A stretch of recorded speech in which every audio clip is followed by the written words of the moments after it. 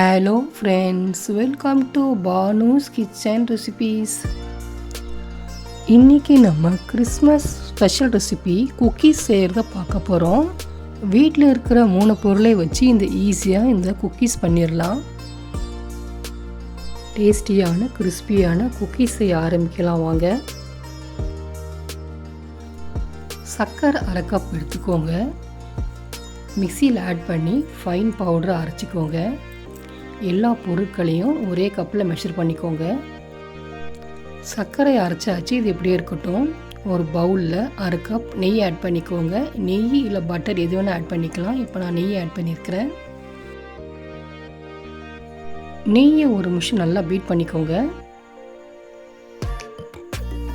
நெய் நல்லா பீட் பண்ண பிறகு சர்க்கரை பவுடர் ஆட் பண்ணிக்கோங்க. இதையும் சேர்த்து ஒரு நிமிஷம் நல்லா பீட் பண்ணிக்கோங்க. க்ரீமி கன்சிஸ்டன்சிக்கு வரும், அது வரைக்கும் பீட் பண்ணிக்கோங்க. இந்த கன்சிஸ்டன்சிக்கு வந்த பிறகு மைதா இல்லை கோதுமை மாவு 1/2 கப் ஆட் பண்ணிக்கோங்க. மிக்ஸ் பண்ணிக்கோங்க, தொடர்ந்து மிக்ஸ் பண்ணிகிட்டே இருங்க. இந்த கன்சிஸ்டன்சிக்கு வந்த பிறகு காய்ச்சி ஆறின பால் 2 டீஸ்பூன் ஆட் பண்ணிக்கோங்க. மிக்ஸ் பண்ணிக்கோங்க. இப்போ கையால் பிசையுங்க. சப்பாத்தி மாவு கன்சிஸ்டன்சிக்கு வரணும், ஆனால் கொஞ்சம் கெட்டியாக இருக்கணும். இது போல் உருட்டி வச்சுக்கோங்க. சின்ன சின்ன உருண்டைங்களாக எடுத்து உருட்டி கையால் இது போல் குக்கீஸ் மாதிரி ஷேப்புக்கு கொண்டு வாங்க. ஓரங்களெல்லாம் விரிசல் இல்லாத மாதிரி நீங்கள் பண்ணிக்கோங்க. ஒரு உருண்டை மாவு எடுத்து இது போல் ப்ரெஸ் பண்ணி இந்த மாதிரி ரவுண்ட் ஷேப்புக்கு கொண்டு வந்துடுங்க. எல்லாமே ஒரே சைஸாக இருக்கும் உங்களுக்கு குக்கீஸு. இந்த மெத்தடை நீங்கள் பண்ணிங்கன்னா உங்களுக்கு குக்கீஸ் ஒரே சைஸு ஒரே ஷேப்பாக வரும். நீங்கள் சீக்கிரமாக ஈஸியாக பண்ணிடலாம் குக்கீஸை நீங்கள் மெலிசாகவும் இல்லாமல் கொஞ்சம் தடிமலாகவும் இல்லாமல் மீடியமான கன்சிஸ்டன்சிக்கு ப்ரெஸ் பண்ணிக்கோங்க. ப்ரெஸ் பண்ண குக்கீஸை எல்லாத்தையுமே இட்லி பிளேட்டில் வச்சுருங்க நெய் தடவி. இப்போ வாங்க பேக் பண்ணலாம். இட்லி குக்கரில் ஒரு லேயர் கல் உப்பு இல்லை தூள் உப்பு ஆட் பண்ணிக்கோங்க.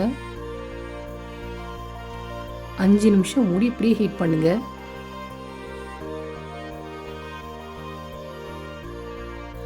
இந்த ரெசிபி செஞ்சு முடித்த பிறகு இந்த உப்பை வேஸ்ட் பண்ணாதீங்க. ஒரு கண்டெய்னரில் போட்டு வச்சுக்கோங்க. அடுத்த வாட்டி பேக் பண்ணும்போது இந்த உப்பு உங்களுக்கு யூஸ் ஆகும். ப்ரீ ஹீட் பண்ணியாச்சு.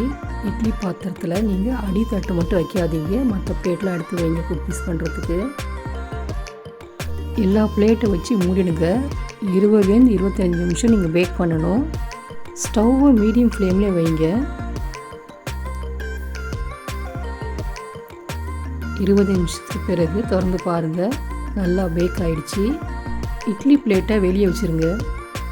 1 மணி நேரத்துக்கு பிறகு குக்கீஸ் எடுங்க. பாருங்கள், கொஞ்சம் கூட ஒட்டாமல் வரும் பாருங்கள். குக்கீஸ் ரெடி ஆகிடுச்சு.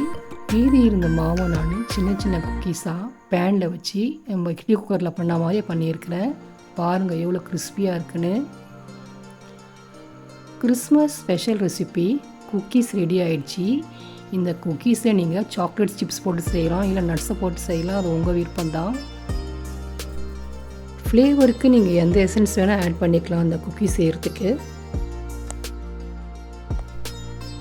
இந்த ரெசிபி உங்களுக்கு பிடிச்சிருந்தால் லைக் பண்ணுங்கள், ஷேர் பண்ணுங்கள், கமெண்ட் பண்ணுங்கள். எங்கள் சேனலை சப்போர்ட் பண்ணி சப்ஸ்கிரைப் பண்ண மறந்துடாதீங்க.